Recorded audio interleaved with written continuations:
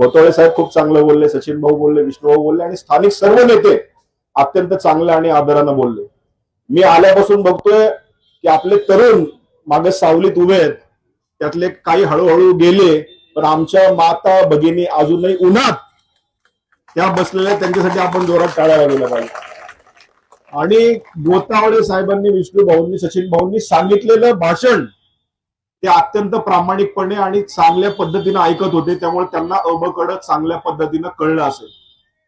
हीच ती पिढी आहे आज वयस्कर कितीतरी आपल्या आईच्या आजीच्या वयाच्या महिला आहेत आणि आज त्यांनी काबाड कष्ट केले आणि म्हणून आपण सगळे या ठिकाणी जन्माला आलो. त्यामुळे अबकड वर्गीकरण जर पाया कुणी रचला असेल तर तो खऱ्या अर्थाने या अमरावतीमध्ये रचला गेला, कारण माननीय भूषण गवई यांनी अत्यंत स्पष्टपणे त्याच्यामध्ये वर्डिंग लिहिलेलं आहे की हे अबकड उपवर्गीकरण झालं पाहिजे.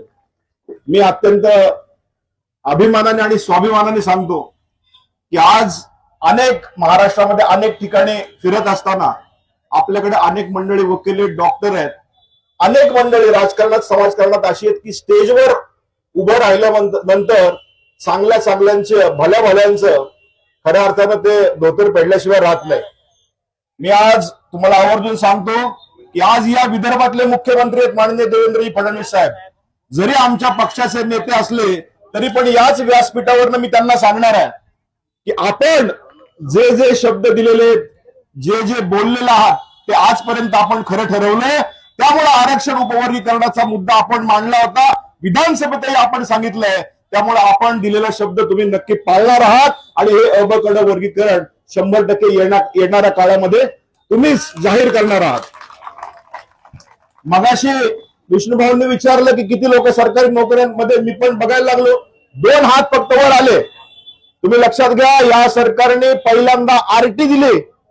आरटी दिल्यानंतर आपली अनेक लोक त्या ठिकाणी एमपीएससी युपीएससी ला बसली आणि महाराष्ट्राच्या इतिहासात पहिल्यांदा मातंग मुलगी नाशिकची आयएएस झाली. हे कशामुळे झालं तर हे आरटी दिल्यामुळे झालं. आरटी कुणी दिलं? याच मुख्यमंत्र्यांनी दिलं. त्यामुळे मला असं वाटतं हेच ते मुख्यमंत्री आहेत जे अबकड आपल्याला देतील आणि हजारो आयएएस या ठिकाणी निर्मिती करण्याचं भाग्य आम्हाला लाभणार आहे. त्यामुळं मला आज अत्यंत आनंद होतोय. पावसातही कुठे हल्लं नाही. या विदर्भातली जनता, या विदर्भातल्या लेकी, या विदर्भातल्या माता ज्या पद्धतीनं हा 4 किलोमीटरचा प्रवास करून या ठिकाणी आल्या, कुणी हल्लं नाही, चालत राहिलं, पाऊस नाही, पाणी नाही, वारा नाही, ऊन नाही पाहिला आणि या अबकड वर्गीकरणासाठी इथपर्यंत आल्या. आज या माता भगिनींना वाटत असेल एक मुलगी परत पडायची. मी तिचं भाषण ऐकत होतो, मला असं वाटलं चिठ्ठी ती समोर ठेवेल, पण ती कितवीतली मुलगी होती? 6वीतल्या मुलीने अबकडाचा अभ्यास करून इथे बोलतीये. मी तुम्हाला सांगतो ती आयएएस झाल्याशिवाय राहणार नाही. आणि त्याच मुलीचा सगळ्या इथून पुढचा खर्च मी स्वतः केल्याशिवाय राहणार नाही. तुम्ही लिहून घ्या. मी तुम्हाला दुसरं आश्वासन हे देतो की अबकड वर्गीकरण 100% येणाऱ्या काळामध्ये ते द्यावं लागेल. कारण हा निर्णय डॉक्टर बाबासाहेब आंबेडकरांच्या संविधानाचा आहे, सुप्रीम कोर्टाचा आहे. डॉक्टर बाबासाहेब आंबेडकर असं म्हणतात की श्वास जर गेला तर माणूस मरत नसतो. डॉक्टर, श्वास जर गेला तर माणूस मरत नसतो. जर माणसाने अन्याय सहन केला आणि आपल्या हक्काचं मागितलं नाही तर माणूस मरत असतो. म्हणून डॉक्टर बाबासाहेब आंबेडकरांनी जे आपल्याला सांगितलं ते आपल्याला मिळवायचंय, हक्काचं मिळवायचंय, कुणाचं आम्ही उडून देत नाही. मी तुम्हाला विनंती करणार आहे, आज अनेक ठिकाणी व्हॉट्सअपवर, फेसबुकवर वेगवेगळ्या कमेंट्स येतात, त्याला कुठलीही प्रतिक्रिया देऊ नका. मला तर विष्णू आश्चर्य वाटलं, ज्यावेळेस मी आमदार नव्हतो तुमच्या एका सभेला मी हजर झालो. आपण त्यावेळेस मला सांगितलं चप्पल घ्या, आपल्याला काँग्रेसच्या सरकारमध्ये वडेट्टीवार काहीतरी अण्णाभाऊंविषयी बोलले. रामनगावला अण्णाभाऊंविषयी वडेट्टीवार बोलले, त्यांना जोरो मारो आंदोलन करायचंय. मी आयुष्यात पहिल्यांदाच चप्पल घेतली आणि वडेट्टीवारांना जोरो मारो आंदोलन केलं आणि ते विसरलो पण. आणि आता माझा आणि विष्णू भाऊंचा व्हिडिओ व्हायरल केला, त्यातलं नाव कट करून घेतलं आणि त्याच्यात लिहिलं गेलं की आंबेडकरांना जोडो वारताय. लक्षात घ्या, अशा प्रकारचा भ्रमनिरास, अशा प्रकारचं खोटं हे खपवून घेतलं जाणार नाही. अशा प्रकारच्या नॅरेटिव्ह सेटिंग जर आपण करत असाल तर हे अत्यंत चुकीचं आहे. आज आम्हाला आमचं दैवत आहे डॉक्टर बाबासाहेब आंबेडकर. आम्हाला समतेची शिकवण, शिक्षणाची शिकवण कुणी दिली असेल तर डॉक्टर बाबासाहेब आंबेडकरांनी दिली आणि त्याच समानतेचा नारा घेऊन आज आपण या ठिकाणी जिथं सगळे आपण या ठिकाणी जमलेलो आहोत. मी तुम्हाला सांगू इच्छितो की आज आपण राजमहल चौकात या इथपर्यंत आलेला आहे. आल्यानंतर अनेक बांधवांनी मला सांगितलं की डॉक्टर अण्णाभाऊ साठेंचा त्या ठिकाणी स्टॅच्यू गर्ल्स कॉलेजच्या समोर झाला पाहिजे. मी तुम्हाला आश्वस्त करतो, मी आता फाईल मागितलेली आहे.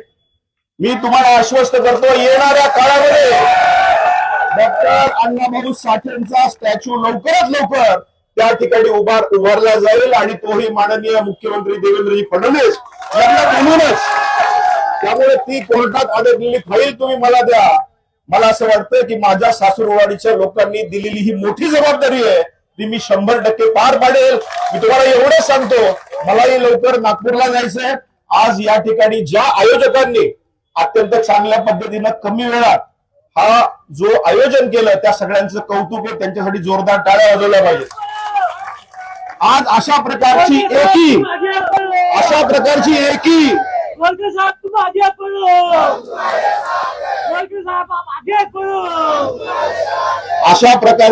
अशा प्रकारची युनिटी आपण दाखवलीच पाहिजे.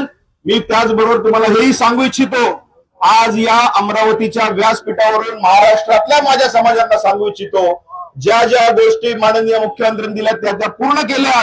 त्यातली एक अत्यंत महत्वाची गोष्ट, ज्या चिराग नगर मध्ये माननीय अण्णाभाऊ साठे लहानाचे मोठे झाले, त्या चिराग नगरचं स्मारक व्हावं ही अनेक दिवसापासूनची आपली इच्छा होती. आणि त्या चिराग नगरचं स्मारक या 30 तारखेला माननीय मुख्यमंत्री देवेंद्रजी फडणवीस यांच्या हस्ते त्या ठिकाणी भूमिपूजन होणार आहे.